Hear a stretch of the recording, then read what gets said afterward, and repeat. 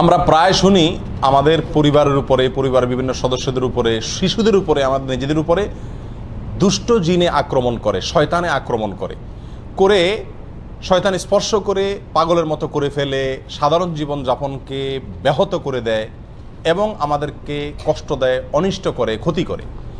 জিনের ক্ষতি, অনিষ্ট, দুষ্ট জিনের আক্রমণ থেকে বাঁচার জন্য কোরআন এবং সুন্নাহ অনুযায়ী বেশ কিছু আমল আছে। এরকম 12টি আমলের কথা আজ আমরা বলবো, যে আমলগুলো করার মাধ্যমে দুষ্ট জিনের আক্রমণ থেকে আমরা নিজেরা বাঁচতে পারবো, নিজেদের শিশু এবং পরিবারের সদস্য অন্যদেরকে আমরা আত্মরক্ষার ব্যবস্থা বাতলে দিতে পারবো ইনশাআল্লাহ। নাম্বার 1, 5 ওয়াক্ত সালাত সময় মতো সঠিকভাবে আদায় করতে হবে। 5 ওয়াক্ত সালাতের পাশাপাশি পরিপূর্ণভাবে ইসলামের উপরে চলার চেষ্টা করতে হবে, তাকওয়ার উপরে চলার চেষ্টা করতে হবে। তাহলে আল্লাহ তাআলা শয়তান থেকে আপনাকে বাঁচাবেন, রক্ষা করবেন। দলিল হলো কোরআনে কারীমের সূরা যুখরুফের আয়াত নম্বর 36। আল্লাহ সুবহানাহু ওয়া তাআলা বলেছেন, ওমাইয়াশু আন যিকরির রহমান নুকাইয়িদ লাহু শাইতানান ফাহুয়া লাহু কারিন। যে আল্লাহর জিকির থেকে, আল্লাহর স্মরণ থেকে গাফেল হয়ে যায়, নামাজ নাই, রোজা নাই, আল্লাহর স্মরণ নাই, দুনিয়ার ভিতরে ডুবে থাকে, হাসি তামাশা বিনোদনের ভিতরে ডুবে থাকে, শুধুমাত্র আল্লাহর জিকির স্মরণ তার জীবনে নাই। আল্লাহ বলেন ওই ব্যক্তির জন্য আমি একটি শয়তান নিযুক্ত করে দেই। শয়তান আল্লাহই লাগাই দেয়, দুষ্ট জিন আল্লাহই তার পিছনে লাগাই দেয়। ফাহুয়া লাহু কারিন, সে তার সঙ্গেই থাকে একেবারে মৃত্যু পর্যন্ত বা সঠিক রাস্তায় আসার আগ পর্যন্ত। তাহলে আল্লাহর পথে আসলে, 5 ওয়াক্ত সালাত আদায় করলে এবং হক হালালি চলার চেষ্টা করলে আল্লাহ সুবহানাহু ওয়া তাআলা ওই ব্যক্তিকে শয়তানের আক্রমণ থেকে বাঁচাবেন। এছাড়া আপনারা বিখ্যাত একটি হাদিস জানেন, নবী আলাইহিস সালাম বলেছেন, কেউ যদি রাতে ঘুমায়, শয়তান প্রত্যেকটা ঘুমন্ত ব্যক্তির কপালে 3টা করে গিরা দেয়। শয়তান কি করে? কেউ যদি রাতে ঘুমাতে যায় তো শয়তান ওই ঘুমানো ব্যক্তির কপালে 3টা গিরা দেয়। এই গিরা দেওয়ার উদ্দেশ্য হলো যাতে সে উঠতে না পারে, কারণ শয়তানকে আল্লাহ তাআলা সে পাওয়ার দিয়েছে। তো শারীরিকভাবে তাকে দুর্বল করে ফেলে, অলস করে ফেলে, শরীরকে মেজমেজ করায় দেয়, সে নামাজের জন্য ফজরের সময় উঠার ক্ষমতা যাতে না থাকে। তখন সাহস করে ইমানি শক্তির বলে বলিয়ান হয়ে যদি কেউ উঠতে পারে, একটা গিরা খুলে যায়, এরপরে ওযু করে নামাজ পড়তে গেলে বাকি গিরাগুলো খুলে যায়। খেয়াল করে দেখবেন যে ফজর নামাজ যদি পড়তে যান, ঘুম থেকে উঠে ওযু করে, শরীরের ভিতরে যে একটা অলসতা ছিল পুরাটাই কেটে যায়, কারণ যে গিরাগুলো সব খুলে গেছে। তাহলে 5 ওয়াক্ত সালাতের মাধ্যমে কি করা যায়? শয়তানের আক্রমণ থেকে রক্ষা পাওয়া যায়। দ্বিতীয় করণীয় হলো, সকাল সন্ধ্যা নবী আলাইহিস সালাম বহুত গুরুত্বপূর্ণ জিকির এবং দোয়া শিখাইছেন। নিয়মিত যদি কোনো পরিবারের সদস্যরা সকাল সন্ধ্যার এই দোয়াগুলা সব সময় করে, কোনো কষ্টের বিষয় না, খুব সহজ, তাহলে ওই পরিবারের সদস্যদেরকে আল্লাহ তাআলা জিনের আক্রমণ থেকে কি করেন? বাঁচান। সকাল সন্ধ্যার দোয়া অনেক, সেখান থেকে আমরা কয়েকটা এই সংক্রান্ত সরাসরি এই জিন বা দুষ্ট জিনের ক্ষতি থেকে বাঁচার জন্য যেগুলো কার্যকর, সেরকম কয়েকটি দোয়ার কথা বলবো। এর ভিতরে একটা দোয়া হলো, আউযু বিকালিমাতিল্লাহি তাম্মাতি মিন শাররি মা খালাক। অর্থাৎ আমি আশ্রয় চাই আল্লাহর পূর্ণাঙ্গ কালিমার, পূর্ণাঙ্গ বাক্যের মাধ্যমে আল্লাহ যত সৃষ্টি করেছেন ক্ষতিকর বস্তু, সেগুলোর ক্ষতি থেকে। তাহলে দুষ্ট জিনও আল্লাহর ক্ষতিকর সৃষ্টি, বা সে আমার ক্ষতি করতে পারে, তার ক্ষতি থেকে আল্লাহর কাছে আশ্রয় চাইলাম। এই দোয়াটি যদি 3 বার সকাল এবং সন্ধ্যা পাঠ করে, সহিহ মুসলিমের হাদিসে আসছে, আরো অন্য হাদিসের কিতাবে আসছে, আল্লাহ তাআলা সারাদিন সারা রাত ওই ব্যক্তিকে সব ধরনের বস্তুর ক্ষতি থেকে, জিনের দুষ্ট জিনের ক্ষতি থেকে আল্লাহ তাআলা কি করবেন? রক্ষা করবেন। একই দোয়া সফরে গেলে, বিভিন্ন জায়গায়, নতুন কোনো জায়গায় গেলেও পড়ার কথা বলা আছে। তাহলে ওই জায়গায় অবস্থানরত জিন বা দুষ্ট কোনো শয়তান আপনাকে কি করতে পারবে না? আক্রমণ করতে পারবে না। আপনার পরিবারকে আল্লাহ বাঁচাবেন। আর এমনিও সাধারণ অবস্থাতে দোয়া বেশি বেশি পড়া উচিত, বিশেষ করে বাচ্চাদেরকে দোয়া পড়ে ফু দেওয়া উচিত। আউযু বিকালিমাতিল্লাহি তাম্মাতি মিন শাররি মা খালাক, 3 বার সকাল, 3 বার সন্ধ্যায়। সকাল সন্ধ্যা পাঠযোগ্য দ্বিতীয় আরেকটি আমল হলো আয়াতুল কুরসি পাঠ করা। আয়াতুল কুরসি এমন একটি আমল, নগদ ফায়দা হয় জিনের রোগীকে এই আয়াতুল কুরসি পড়ে ঝাড়ফুঁক করলে, এবং এটা বিশেষ ব্যক্তিরাই করতে হবে এমন কোনো কথা নাই, বরং আমরা সবাই করতে পারি। নবী আলাইহিস সালাম আমাদের সবার জন্য শিখাইছেন, বলে দেন নাই যে শুধুমাত্র যারা ঝাড়ফুঁক করে তারাই করবে, যার কারণে আমরা সবাই এই আমলগুলো করতে পারি। আয়াতুল কুরসি এটা 3 সময় বিশেষভাবে পড়ার কথা আছে। এক হলো সকাল এবং সন্ধ্যায়, আরেকটা হলো যে 5 ওয়াক্ত নামাজের পরে একবার করে, আরেকটা হলো শোয়ার সময়। শোয়ার সময় যদি কেউ আয়াতুল কুরসি পড়ে, তো আল্লাহ সুবহানাহু ওয়া তাআলা তাকে সারা রাত শয়তানের আক্রমণ থেকে বাঁচায় রাখেন। এবারে একটা মজার ঘটনা বর্ণিত আছে আবু হুরায়রা রাদিয়াল্লাহু তাআলা আনহু থেকে। আবু হুরায়রা রাদিয়াল্লাহু তাআলা আনহুকে রাসূলুল্লাহ আকরাম সাল্লাল্লাহু আলাইহি ওয়াসাল্লাম একবার যাকাতের মাল পাহারাদারি করার জন্য রাতে নাইট গার্ড হিসাবে নিয়োগ দিলেন। তিনি রাতে পাহারাদারি করতেছিলেন, হঠাৎ করে ওই মাল পাহারাদারি করার অবস্থায় দেখলেন যে একটা লোক আসলো, আয়সা ওখান থেকে কিছু মাল নিয়ে চলে যাচ্ছে। তিনি খপ করে ধরলেন, ধরে বললেন, এই মিয়া, যাকাতের মাল থেকে তুমি চুরি করতেছো? তখন বললো যে ভাই, আমি খুব গরিব মানুষ, আমার বাচ্চা কাচ্চা খাইতে পায় না, আমার ছেড়ে দেন, আমি খুব কষ্টে আছি। ওনার দয়া হয়েছে, ছেড়ে দিছে। পরের দিন তিনি রাসূলুল্লাহ আকরাম সাল্লাল্লাহু আলাইহি ওয়াসাল্লামের কাছে ঘটনাটা বলার পর রাসূলুল্লাহ আকরাম সাল্লাল্লাহু আলাইহি ওয়াসাল্লাম বললেন, ওই লোকটা তোমার মিথ্যা কথা বলছে, সে দেখবে আবার আসবে। ঠিকই পরের দিন আবার আসছে এবং একইভাবে একই সে সুর তুলছে। তখন তিনি খুব শক্তভাবে ধরলেন, আবার সে অনুনয় করার পরে ওনার দিলেন, মায়া হলো, ছেড়ে দিলেন। পরের দিন রাসূলুল্লাহ আকরাম সাল্লাল্লাহু আলাইহি ওয়াসাল্লামের কাছে যাওয়ার পরে আবার বললেন, ইয়া রাসূলুল্লাহ, একইভাবে আসছে। রাসূলুল্লাহ আকরাম সাল্লাল্লাহু আলাইহি ওয়াসাল্লাম বললেন যে কি বলছে? বলে এটা বলছে। তখন তিনি বললেন যে সে মিথ্যা কথা বলছে, আবার আসবে। 3 নম্বর দিন আবার আসছে। আসলে আবু রাদিয়াল্লাহু তাআলা এইবার ধরছে ভালো করে, জাবড়ায় তোমার আজকে আর ছাড়তেছি না, আমি রাসূলুল্লাহ আকরাম সাল্লাল্লাহু আলাইহি ওয়াসাল্লাম নিয়েই ছাড়বো আজকে তোমাকে, মিথ্যা কথা বলো প্রতিদিন তুমি। তখন সে বলতেছে, ভাই আমি তোমাকে একটা খুব বড় গুরুত্বপূর্ণ জিনিস শিখাই দেব, আত্মরক্ষার জন্য বিরাট একটা সূত্র তোমাকে বলে দিব, তুমি আমাকে সেই বিনিময়ে ছেড়ে দাও। তো বলেন যে কি বলে দিবা বলো দেখি। তখন এই লোকটা বললো যে দেখো, তুমি যদি প্রতিদিন রাতে শোয়ার সময় আয়াতুল কুরসি পড়ো আর পড়ে ঘুমাও, তো শয়তান তোমাকে অ্যাটাক করতে পারবে না, আল্লাহ তাআলা তোমাকে হেফাজত করবেন ফেরেশতাদের মাধ্যমে, আল্লাহ তাআলা তোমাকে হেফাজত করবেন। এই কথা শোনার পরে আবু হুরায়রা চিন্তা করছেন যে একটা ভালো জিনিস শিখেছে যখন ছেড়ে দিস।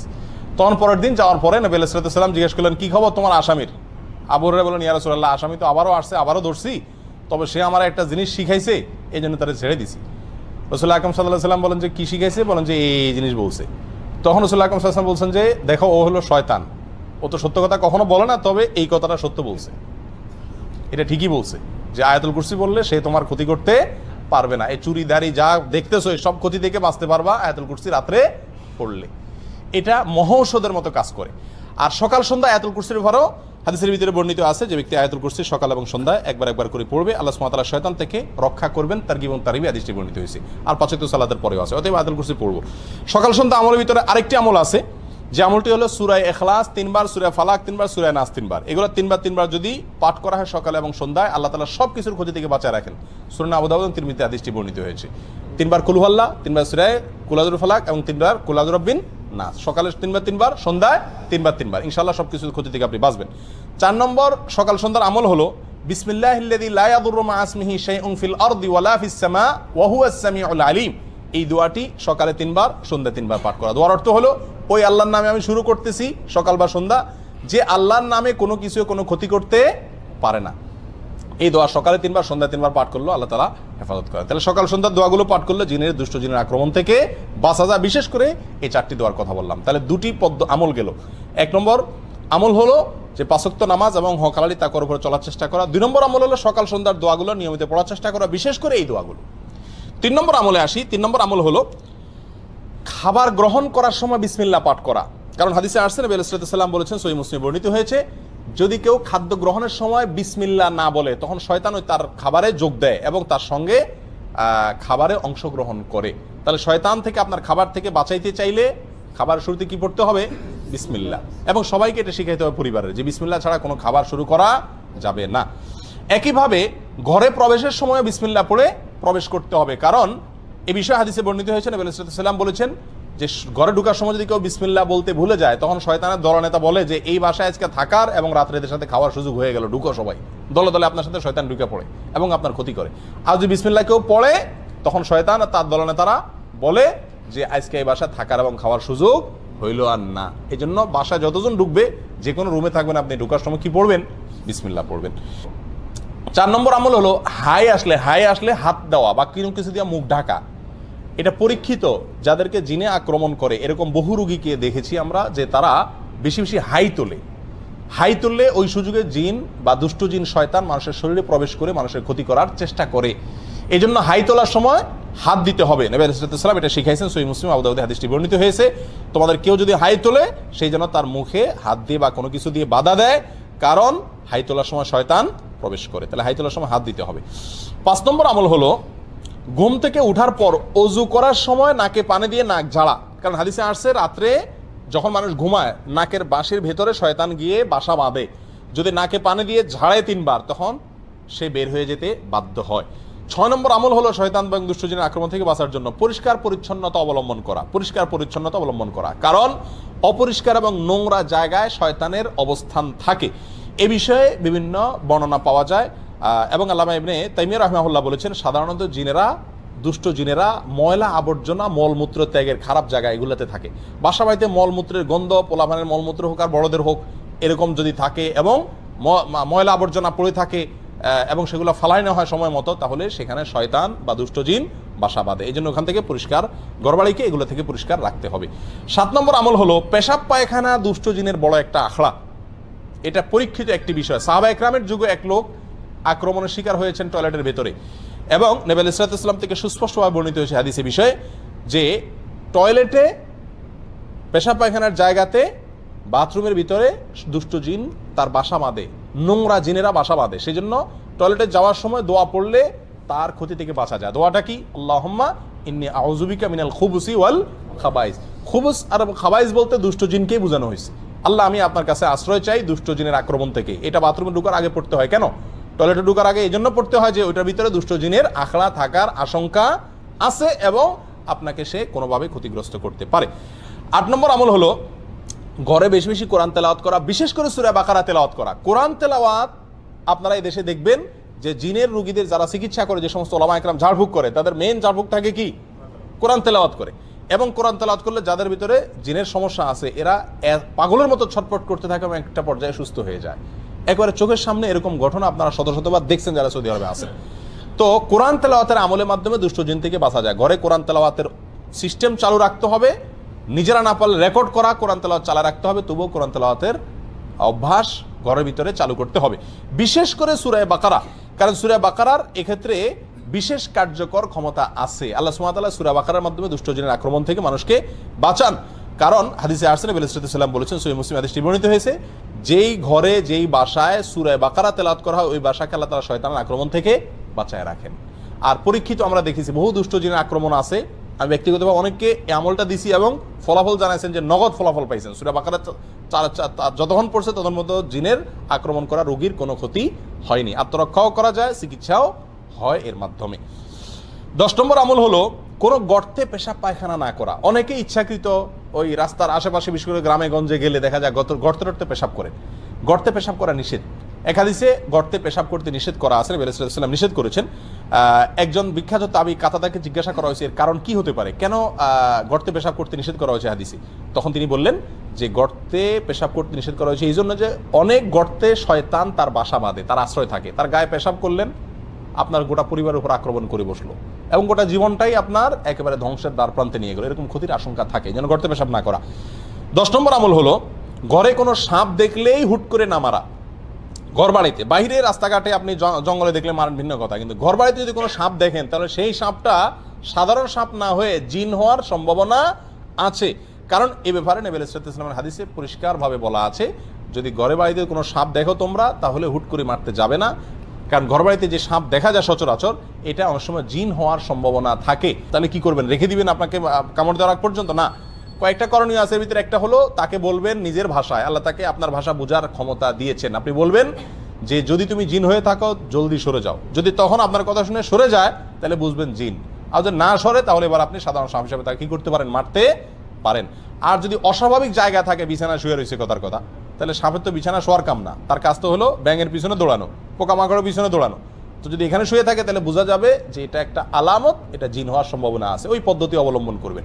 আর তা না হলে আপনি অবশ্যই তাকে হত্যা করবেন তার ক্ষতি থেকে বাঁচার জন্য। তাহলে ঘর বাড়িতে সাপ দেখলেই হুট করে মারতে না যাওয়া। এদেরকে ক্ষতি করলে এরা গোটা পরিবারের পেছনেই লেগে যেতে পারে। 11 নম্বর আমল হলো স্ত্রী মিলনের সময় দোয়া পাঠ করা। আল্লাহুম্মা জান্নিবনা ওয়া জান্নিবিশ শাইতানা মা রাযাকতানা। আল্লাহ আমাদেরকে, স্বামী স্ত্রী উভয়কে এবং আমাদেরকে মিলনের মাধ্যমে যে সন্তান দান করবেন, সেই সন্তানকে আপনি শয়তানের আক্রমণ থেকে বাঁচান, রক্ষা করেন। এই দোয়া পড়লে আল্লাহ তাআলা স্বামী স্ত্রীকে এবং তাদের মিলনের মাধ্যমে যে সন্তান দুনিয়াতে আসে তাদেরকে শয়তানের আক্রমণ থেকে কি করেন? হেফাজত করেন। অতএব এই দোয়াটা পড়তে হবে। নবী সাল্লাল্লাহু আলাইহি ওয়াসাল্লাম বলেছেন কেউ যদি দোয়া না পড়ে তাহলে তার সঙ্গে মিলনে শয়তানও যোগ দেয়, নাউযুবিল্লাহ। সেখান থেকে বাঁচার জন্য দোয়া পড়তে হবে। 12 নম্বর সর্বশেষ আমল হলো ছোট ছোট বাচ্চাদেরকে সন্ধ্যার সময় ঘর থেকে বাহিরে বের হতে দেওয়া যাবে না। খেলাধুলা করতে গেছে, সন্ধ্যা হওয়ার আগেই তাদেরকে বাসায় ফিরিয়ে আনতে হবে। কারণ হাদিসে পরিষ্কারভাবে বলা আছে সন্ধ্যার সময় শয়তানরা প্রচুর পরিমাণে বিচরণ করে। ওই সময়টাতে তোমাদের শিশুদেরকে তোমরা বাসা বাড়িতে প্রবেশ করে। কারণ শয়তান যাদের উপর আক্রমণ করে তার ভিতরে উল্লেখযোগ্য অংশ হলো ছোট ছোট শিশুরা, তাদেরকে টার্গেট করে। অতএব তাদেরকে ঘরের ভিতরে নিয়ে আসতে হবে। এই 12টি আমল যদি নিয়মিত করা যায় ইনশাআল্লাহ শয়তান থেকে আত্মরক্ষা সম্ভব। আর দুষ্টজিন যদি আক্রমণ করেও থাকে তাহলে সেখান থেকে চিকিৎসা পাওয়াও সম্ভব। আল্লাহ তাআলা আমাদের সবাইকে দুষ্টজনের আক্রমণ থেকে হেফাজতে রাখুন।